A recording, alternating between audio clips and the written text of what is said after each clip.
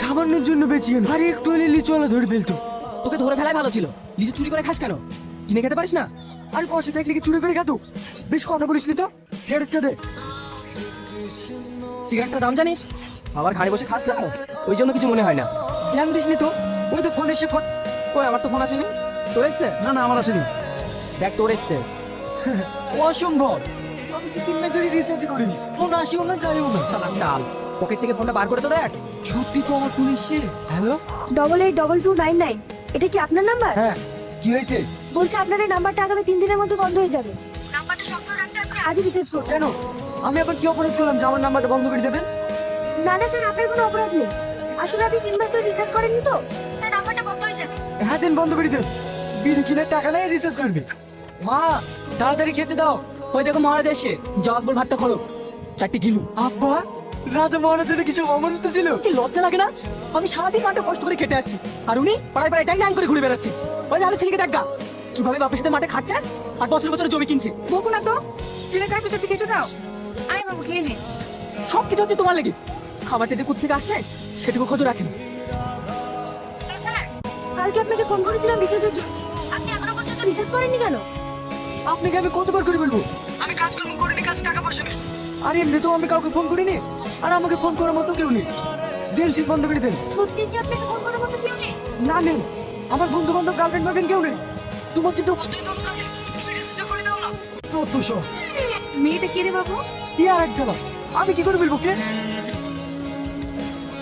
সত্যি তোকে রিচার্জ করে দিলেও আমার তো বিশ্বাসই হচ্ছে না। আমি কি মিথ্যে কথা বলছি? তুই তো নিজের চোখে দেখলি। আমার মনে হয় মেয়েটা তোর সাথে প্রেম করার ইচ্ছা আছে জানিস, তা নাহলে রিচার্জ করে দেবে কেন? এই থাম থাম থাম, মেয়েটা আবার ফোন করছি। ম্যাডাম আপনাকে অনেক অনেক ধন্যবাদ রিচার্জটা করে দেওয়ার জন্য। দেখেন, আমি রিচার্জটা হয়েছে কিনা সেটা জানার জন্য ফোন করি। আমি আপনার সাথে 5 মিনিট কথা বলতে চাই। আপনি কি এখন ফ্রি আছেন? হ্যাঁ ম্যাডাম বলুন না। কাল যে আপনি বললেন রিচার্জ করার টাকা নেই, সত্যি কি আপনার কাছে টাকা ছিল না? না ছিল না। কেন? মানে আমি কাজকাম করিনি, সারাদিনই ঘুরি বেড়াই, টাকা কোথায় পাবো? বেকার ঘুরে বেড়ান কেন? কোনো কাজ করতে পারেন না? ও কাজ টাজ করতে ভালো লাগে না। আপনার বাবা খেটে খাচ্ছে বলে আপনার কিছু মনে হচ্ছে না। আপনি যদি আমার জায়গায় থাকতেন তাহলে বুঝতে পারতেন। আপনার দিকে থাকি তো আমি রিল্যাক্স করে বেড়াতাম, আপনি তো কোটিপতি। আপনি ভুল ভাবছেন। আমি একটা গরিব ঘরে, মাটা অনেকদিন আগেই মারা গেছে। বাড়িতে বাবা অসুস্থ, সংসারের সমস্ত দায়িত্বই আমার কাঁধে। সারা মাস কাজ করি মাত্র 8,000 টাকা মাইনে, তার মধ্যে 5,000 টাকায় বাবার ওষুধ কিনতে চলে যায়। তাহলে আপনি বল, আমি একজন মেয়ে হয়ে যদি এত কষ্ট করে সংসার চালাতে পারি, তাহলে আপনি একজন ছেলে হয়ে কেন পারবেন? কি হলো, চুপ করে আছেন যে? না না, আমি শুনছি। একটা কথা বলে রাখবেন, টাকা ছাড়া এই দুনিয়াতে মানুষের কোনো সম্মান নেই। যখন আপনার কাছে টাকা থাকবে তখন সবাই আপনার কাছে থাকবে। তাই টাকা উপার্জন করা শিখুন। রাখলাম। আর তারা চলে এসছি। তুই নাকি একবার ফোন করি। হ্যালো, আমি রাহুল বলছি। আমি আপনাকে কিভাবে সাহায্য করতে পারি? বলছিলাম ওখানে তুহিনে নামে একটা মেয়ে কাজ করে, ওকে ফোনটা দিন না। দেখুন স্যার, এটা একটা প্রফেশনাল লাইফ। এখানে আপনি কারোর সঙ্গে পার্সোনালভাবে কথা বলতে পারেন না। আপনার কোনো দরকার থাকলে বলুন, আমি হেল্প করছি। না না ঠিক আছে, রাখছি। হ্যালো, বিশ্বজিৎ বলছি। বলুন আপনাকে আমি কিভাবে হেল্প করতে পারি? হ্যালো, আমি তুহিনা বলছি। সকাল থেকে একবারও ফোন করোনি কেন? আমি তোমার ফোনের অপেক্ষায় ছিলাম। অপেক্ষায় ছিলে কেন? কেন তুমি জানো না নাকি তোমার সঙ্গে কথা না বললে আমার একটু ভালো লাগে না? ভালো লাগে না কেন? তোমাকে ভালোবাসি তাই। ওসব কথা বাদ দাও, আমার লাইফে আজকে আমি প্রথম 500 টাকা ইনকাম করেছি, ওই টাকাটা আমি তোমাকে দিতে চাই। তোমার ফোন পে নাম্বার বলো। আমাকে কেন? জীবনের প্রথম ইনকাম বাবা মায়ের হাতে তুলে দিতে হয়। তুমি খুব ভালো মেয়ে, এতদিন ধরে তোমার সঙ্গে কথা বলছি, অথচ তোমার ঠিকানাই জানি না। তোমার ঠিকানাটা বলবে? আমার ঠিকানা? তুই না, এটা কি প্রেম করার জায়গা? তোমাকে এখানে রাখা হয়েছে কাজটা প্রথম দিনের সাথে সলভ করার জন্য, তার সাথে প্রেম করার জন্য না। না মানে স্যার। চুপ করো তুমি। আমি কয়েকদিন ধরে লক্ষ্য করে দেখছি তুমি একই নম্বর বারবার ফোন করে 2-3 ঘন্টা ধরে কথা বলছো। তাই তোমাকে আমি আর এখানে রাখতে চাই না। না স্যার, এরকম করবেন না। আপনি তো সবই জানেন, আমার বাড়িতে অসুস্থ বাবা আছে। চাকরিটা চলে গেলে আমি খুব সমস্যা পড়ে যাবো। সেটা তোমার আগে ভাবা দরকার ছিল। তুমি এই মুহূর্তে এখান থেকে বেরিয়ে যাও, আন্ডারস্ট্যান্ড? দাদা, এখানে কোনো কাজ পাওয়া যাবে? না না, কোনো কাজ নেই, যাও। প্লিজ একটা কাজ দিন না, আমার খুব দরকার। বললাম না কোনো কাজ নেই, যাও। আপা, আপা, আপা, তোমার খুব কষ্ট হচ্ছে আপা? খুব কষ্ট হচ্ছে বলো, তোমার দিন আমি খুব ব্যস্ত হয়েছি।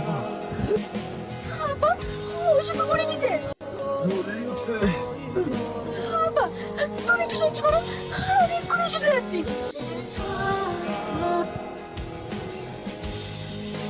ব্যাপার, তুমি এভাবে দৌড়াচ্ছ কেন? কোথাও কি যাবে? আমাকে একটু ফার্মেসিতে পৌঁছে দিন না, আমার অবস্থা খুব খারাপ। ঠিক আছে, তাড়াতাড়ি উঠো। তাড়াতাড়ি ওষুধগুলো দিন তো। আপনার 950 টাকা হলো। হ্যালো রাহুল, আমাকে ফোন পেতে 500 টাকা দিন না, আমার ওষুধ কিন্তু কম পড়েছে। তুই তো সবই জানিস, এখন আমাদের স্যালারি ঢোকেনি, তো তুই একটু অন্য কোথাও ট্রাই করে দেখ না। হ্যালো পূজা, আমাকে 500 টাকা দিন না, আমার ভীষণ দরকার। তোর ফোন তো নেই আমার ভাই, ফোন করলে শুধু টাকা টাকা। রাখ ফোন। এই নে। বাবা, এটা ওষুধে চলে এসেছি। তোর আপুর তো অবস্থা খুবই খারাপ, এখানে রাখা যাবে না, এখানে রাখলে বিপদ হয়ে যেতে পারে। তাড়াতাড়ি হসপিটালে নিয়ে চলো। তাহলে একটু ধরেন। কি হলো? থামলেন কেন? তবু চার্জ শেষ। তাহলে এখন কি হবে? তুমি কোনো চিন্তা করো না, এখান থেকে হসপিটাল 1 কিলোমিটার। তুমি তোর আপনাকে ধরে বসো, আমি ঠেলে নিয়ে যাচ্ছি।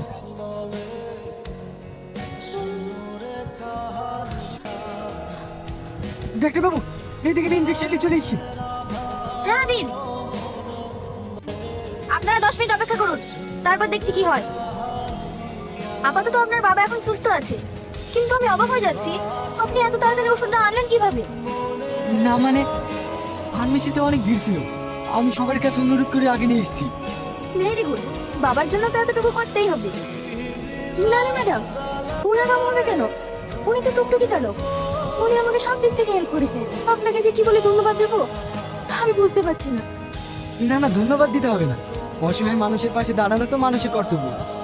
তুমি তাহলে তোমার আব্বার কাছে থাকো, আমি আসছি। বলছিলাম আপনার ফোন পে নাম্বারটা দিয়ে যান, আমি আপনার ভাড়া আর ওই ওষুধের দামি টাকাটা পাঠিয়ে দেবো। না না, আমি জানি এই মুহূর্তে তোমার কাছে টাকা নেই, তোমার কাছে যখন টাকা হবে আমি নিজে চেয়ে নেব। আর এই টাকাটা রাখো, তোমার আব্বার ওষুধ দিতে লাগবে। বলছি আপনার নামটা? আমার না, হ্যাঁ মা, আমি একটু হসপিটালে আছি।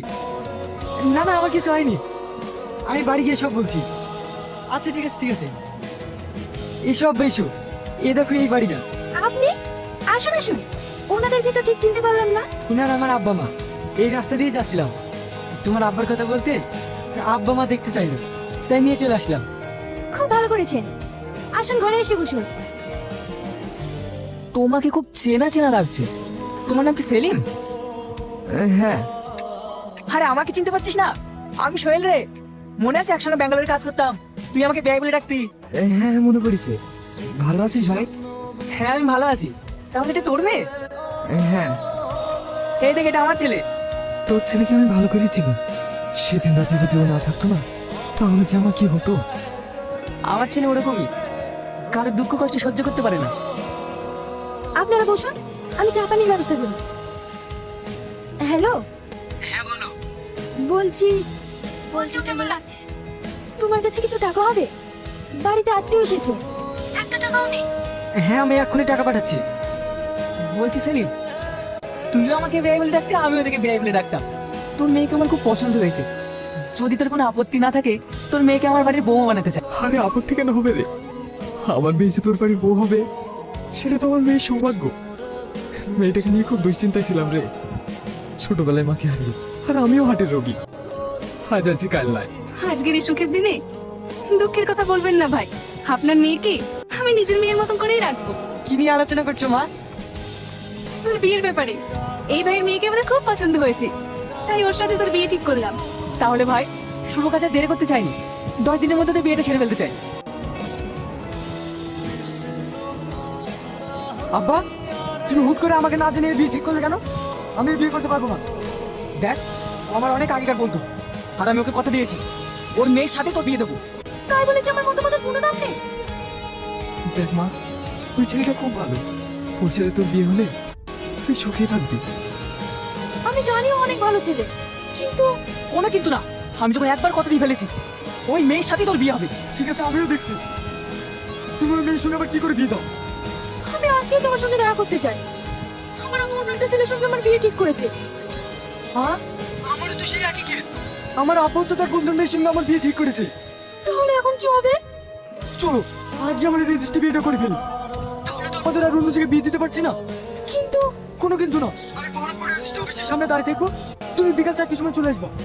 ঠিক আছে। কি ব্যাপার, ওই ছেলেটি এখানে কেন? আর আমাকে দেখে লোকালয় বা কেন? ও নিশ্চয়ই আপু ওকে পাঠিয়েছে আমাকে কার্ড দেওয়ার জন্য। কি ব্যাপার এই মেয়েটা এখানে? তাহলে কি আব্বা পিছু নিতে পারিয়েছে? কি করবো এখন? এখন তুমি কোথায়? আমি তো রেজিস্ট্রি অফিসের একটু সাইডে আছি। ক্ষমতায় তুমি রেজিস্ট্রি অফিসের সামনে আসবো না।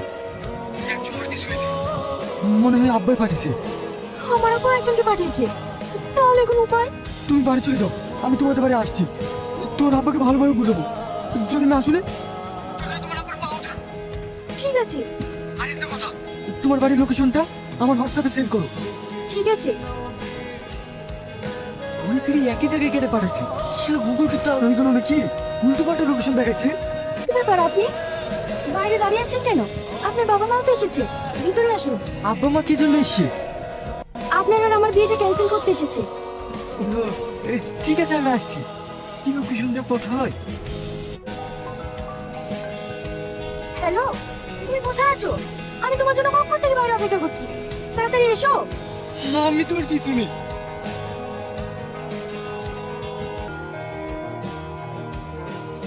রিয়াজ, তুই না? এত কাছে থেকে আমি তোমাকে চিনতে পারিনি। দেখ সেলিম, এখনকার যা ছেলে মেয়ে, তাদের অমেতে আমরা কিছুতেই বিয়ে দিতে পারবো না। আমার ছেলে তোর মেয়েকে বিয়ে করতে চাইছে না। আমাকেও সে একই কথা বলছে ভাই, জোর করে বিয়ে দিয়ে তো আর সংসার করানো যায় না। আমরা বন্ধু বন্ধু হয়ে থাকবো, বেয়াই হওয়াটা আর আমাদের কপালে নাই। আচ্ছা আব্বা, আমি রিয়াজকে বিয়ে করব। হ্যাঁ আব্বা, আমি তুহিনাকে বিয়ে করব। তুই যে বললি একটা মেয়েকে ভালোবাসিস, তাকে ছাড়া তুই অন্য কাউকে বিয়েই করবি না। আরে আব্বা, আমি ফোনে যে মেয়েটির সঙ্গে প্রেম করতাম এই তো সে মেয়ে। এসব তুই কি বলছিস? তোর কত সময় তোমার মাথা ব্যথা ঘুরে যাচ্ছে। থাক, তোমাকে আর মাথা গোলাতে হবে না, আজকাল ফোনের যোগ, কখন কি যে করবে ও তোমার মাথায় দেবে না। আর তাছাড়া ছেলে মেয়ে যখন রাজি হয়ে গেছে, কালকেই ওদের বিয়ে দিয়ে দেবো। বেন ঠিকই কথা বলেছে ভাই। তাহলে সেলিম, সত্যিকার তুই আমার বিয়ে হয়ে গেলি?